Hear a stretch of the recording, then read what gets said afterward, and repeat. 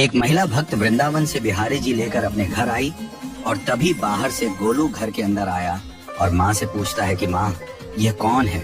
तो मैया ने बोला ये भगवान है और ये ही हमारे मालिक हैं। अब तो घर में जब भी कोई नई चीज बनती तो सबसे पहले बिहारी जी को भोग लगता। पहले यह सब चीजें गोलू को सबसे पहले मिलती थी। इससे गोलू बहुत चिढ़ने लगा और मन ही मन ठाकुर जी को कोसने लगा। एक दिन गोलू की माँ काम पर जाते समय बोली, गोलू यमुना जी से मटके में जल भर कर लाना। जब गोलू पानी भरने के लिए जाने लगा तो जाते जाते बिहारी जी को कहने लगा, खाने के लिए तो सबसे पहले तैयार रहते हो, लेकिन काम तो मुझे ही करना पड़ता है। अगर यहाँ रहना है तो काम करो। कहकर गोलू यमुना जी से जल भरने के लिए चल पड़ा। गोलू जब यमुना जी में जल भरने लगा तो उसने देखा कि यमुना जी के अंदर बिहारी जी विराजमान है और कह रहे हैं, ला गोलू घड़ा हम भर देते हैं। गोलू उनको देखकर हैरान हो गया और बोला, नहीं नहीं, मैं अपने आप भर लूंगा। लेकिन ठाकुर जी ने उसके हाथ से घड़ा ले लिया और भर कर घर ले आए। गोलू घर आकर डर रहा था कि अगर माँ को पता लगा कि मैंने ठाकुर जी से काम करवाया है तो आज मेरी पक्की पिटाई होगी। माँ ने घर आकर बिहारी जी को गीले कपड़ों में देखा तो एकदम से हैरान हो गई और कहने लगी कि गोलू ये जरूर तेरी शरारत है, जरूर तूने ही इन पर जल डाला है। गोलू ने अपनी माँ को समझाने का बहुत प्रयास किया, लेकिन माँ ने उसको डांट कर चुप करा दिया और ठाकुर जी के भीगे हुए वस्त्रों को बदलने लगी। अगले दिन जब माँ ने गोलू को अनाज पिसवाने का काम दिया तो बिहारी जी फिर अनाज का कनस्तर ले आए और माँ को ठाकुर जी के वस्त्रों के ऊपर सूखा आटा पड़ा मिला।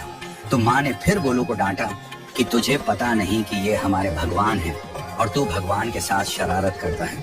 आज तूने फिर इनके ऊपर आटा फेंका है। तो गोलू शपथ लेकर कहने लगा, नहीं माँ, मैंने कोई शरारत नहीं करी है। ये तो मेरे हाथ से गेहूं का कनस्तर लेकर खुद पिसवा कर आए हैं। गोलू की माँ आज बहुत गुस्सा हुई।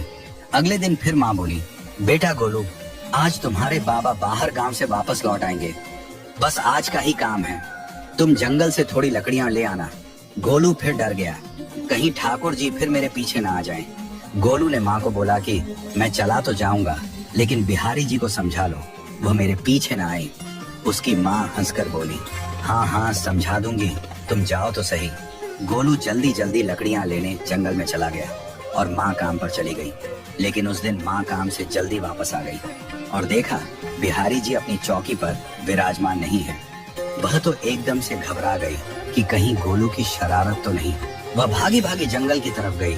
तभी उसने देखा कि गोलू के साथ एक इंसान लकड़ियों को लेकर घर आ रहा है। गोलू की माँ ये देखकर हैरान हो गई कि ये तो बिहारी जी हैं। ये क्या हमारे भगवान हमारा काम कर रहे हैं? इसका अर्थ गोलू ठीक कह रहा था। वह जल्दी जल्दी भागकर ठाकुर जी के पास गई और लकड़ियां उनके हाथ से लेते हुए उनके चरणों में गिरकर रोती हुई बोली, हे बिहारी जी, ये आप क्या कर रहे हो? मुंह करीब का काम क्यों कर रहे हो? ठाकुर जी मुस्कुराते हुए बोले, हमें तो तेरे बेटे पर बहुत प्यार आता है। सब लोग हमें भगवान समझते हैं, लेकिन एक तेरा बेटा ही था जो हमको अपना मानता था।